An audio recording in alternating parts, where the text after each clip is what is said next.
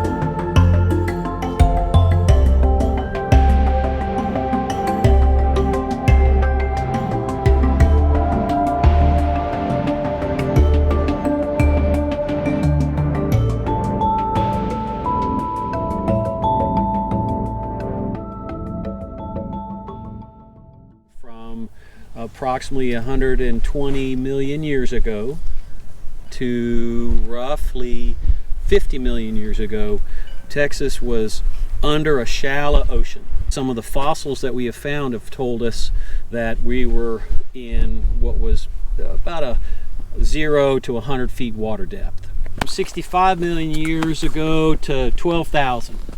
It was the ending of the last, quote, ice age. It was warming up, but still quite moist, and the fauna that was in this probably very similar landscape at that point was far different 12,000 years ago. There was more free water on top. There were not necessarily a lot of trees, but very moist conditions to support a large group of high complexity plants and a far different number of animals and types.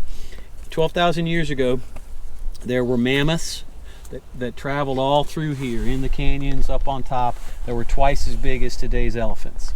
There were bison that were 50% bigger than today's bison. You know, same lineage, but just a different version.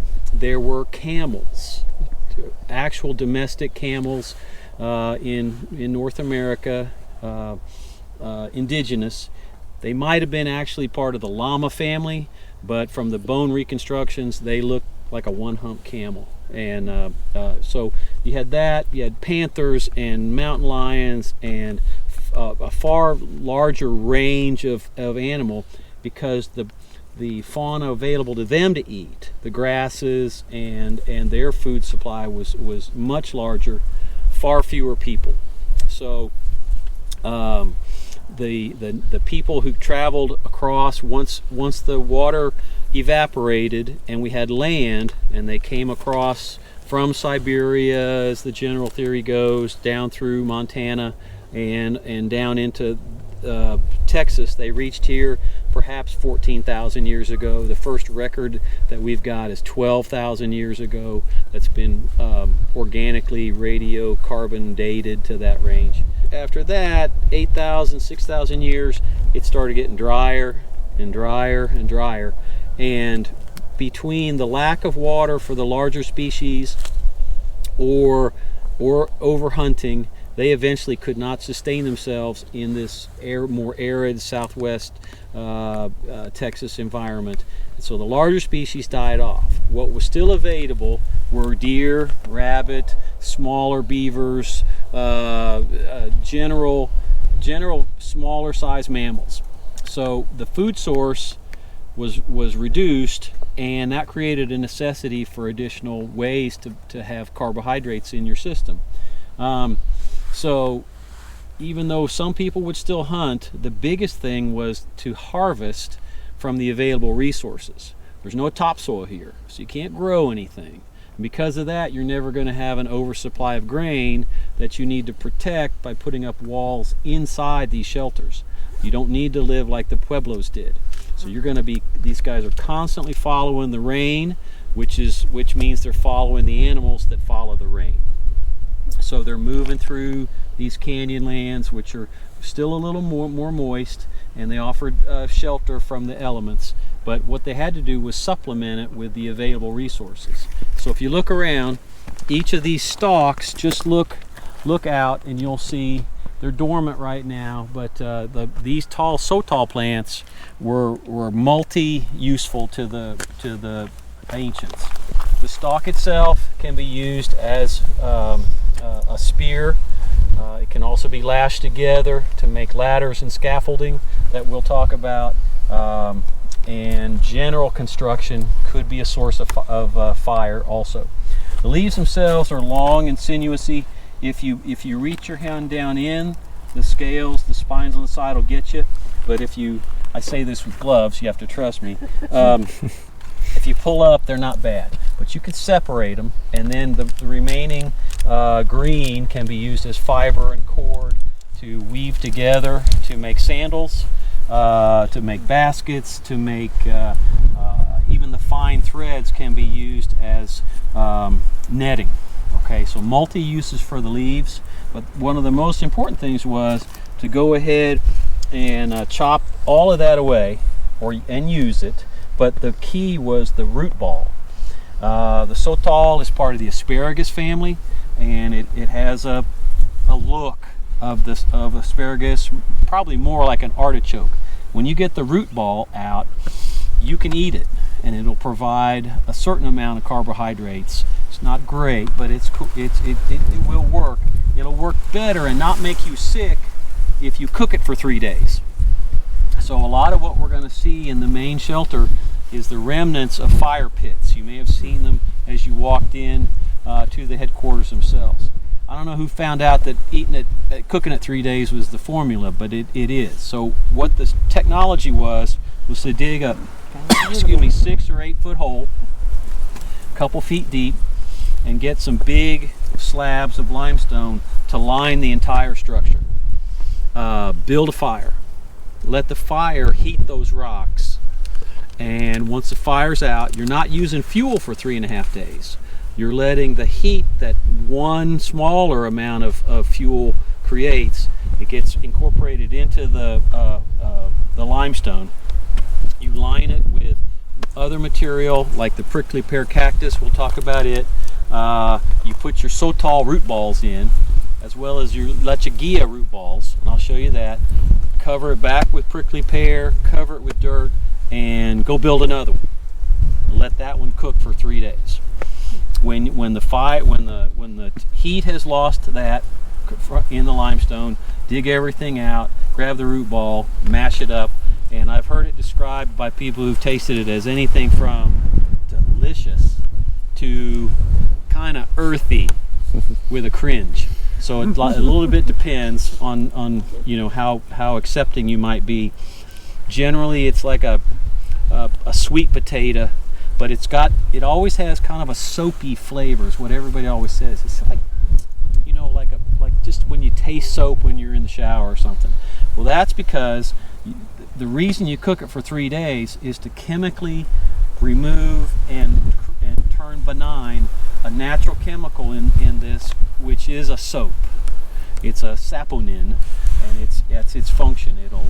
You can scrub with it in a certain way. You get that out, then your body system can use it. But I'll tell you that the saponin had a really special use as one of the 4 agents that go into making the pictograph paint. Okay, the soap was valuable.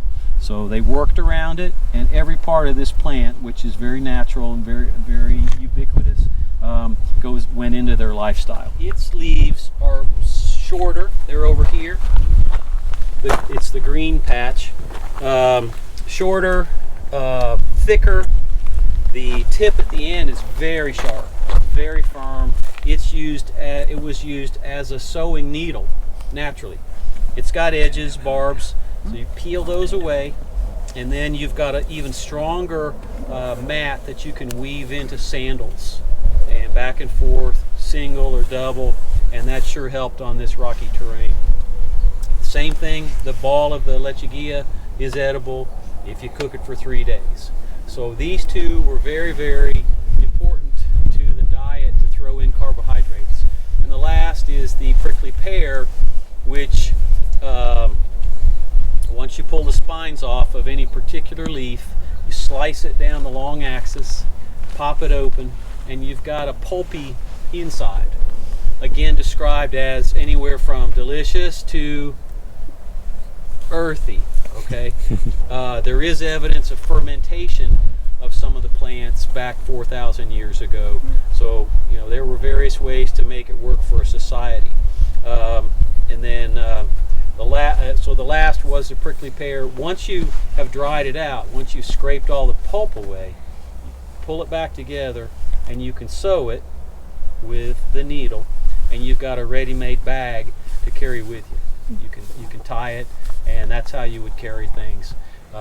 There's been evidence of such a good sew job that you could actually make it a canteen. So this is what you got to work with, and these folks were very ingenious.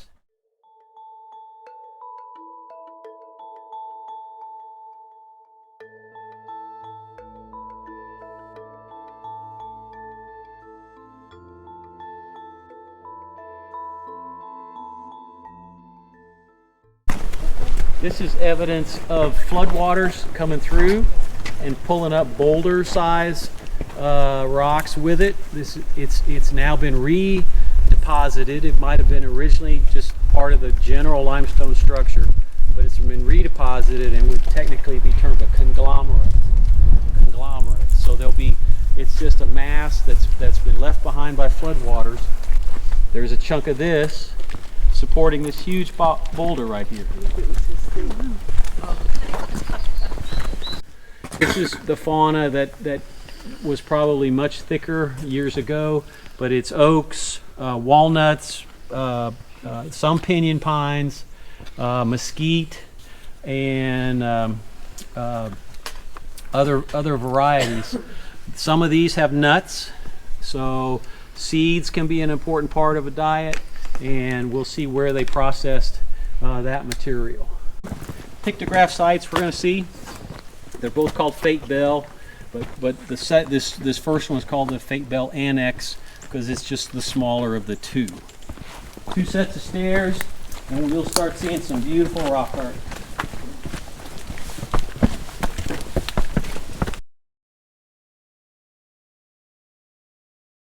We are in a shelter because this rock layer down was weaker than the overlying type of limestone above us. If you look, the scale of this is about 100 feet wide and about 40 feet deep.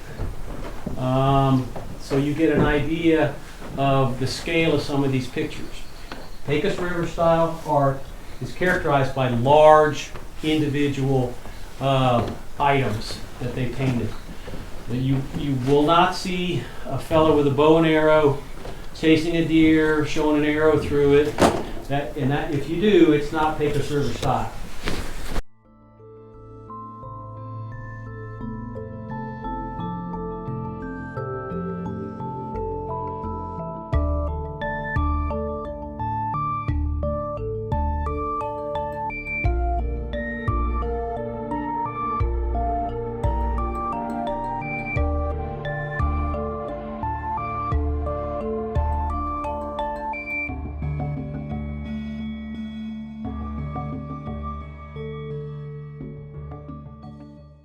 Call it the butcher block or the sunrise rock.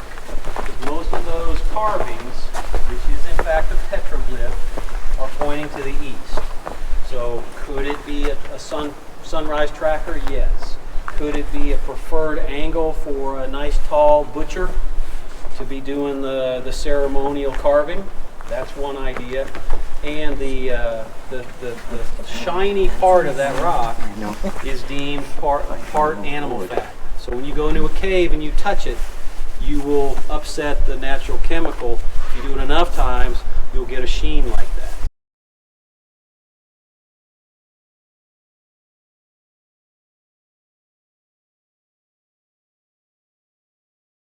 But look at all the smoke that all these fires create. It's not the patina, it's soot. It's been chemically analyzed.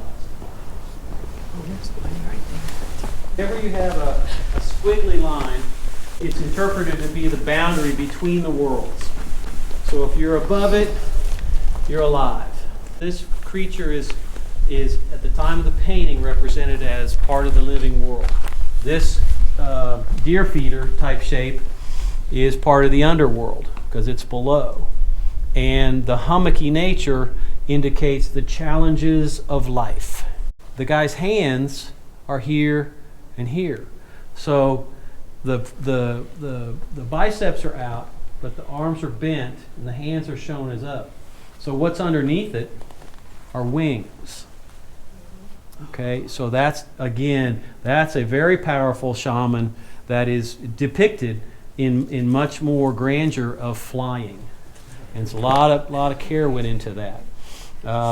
Then above it, we've got another large, wide shaman, simple red outline, small short arms outstretched, white body, and his paint job is almost exactly what's represented here, which would, in the interpretation I've been told, was a portal. So that's a shaman that's come out of the portal into our world.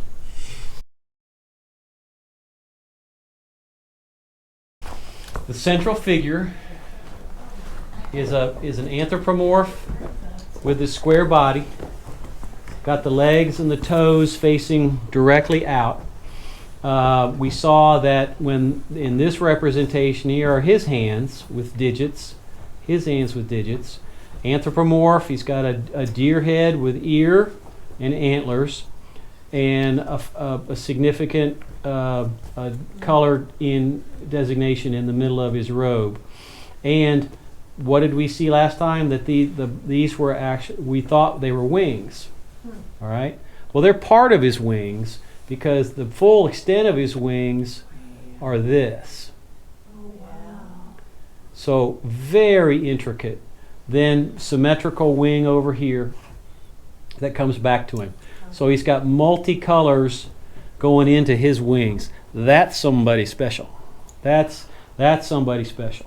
Now, the dress on the other folks are equally impressive in that you've got red, orange, a large black center, red or orange, red, etc. you can see the fur or the phylloerection of the edge of the garment that's been painted there. You also see one of these curvy lines. So it crosses him.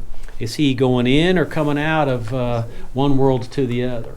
And he appears to be in front of the wings on this central character. So does this guy. There's an otlotl associated with him. His feet are facing the main fella. These feet are thought to be facing this way, like this fella here. But you can see the wing is in front of this last shaman. Arms outstretched, center of the body with a different color, wrist ornaments, fingers. So if you've got a guy in the middle with a guy behind him going that way and a guy in front of him going this way, that's a fascinating depiction of motion from 4,200 years ago. They're doing a dance around the central figure, is the interpretation. Ceremony for what? Coming, going, sharing of knowledge. These could be comparable shaman that were being instructed by a master. They could be anything. But the physical description does give you the sense of motion. And that's what's so significant about this. This is the signature panel. Unlike the deer feeder, this is where we like to show why this site is so special.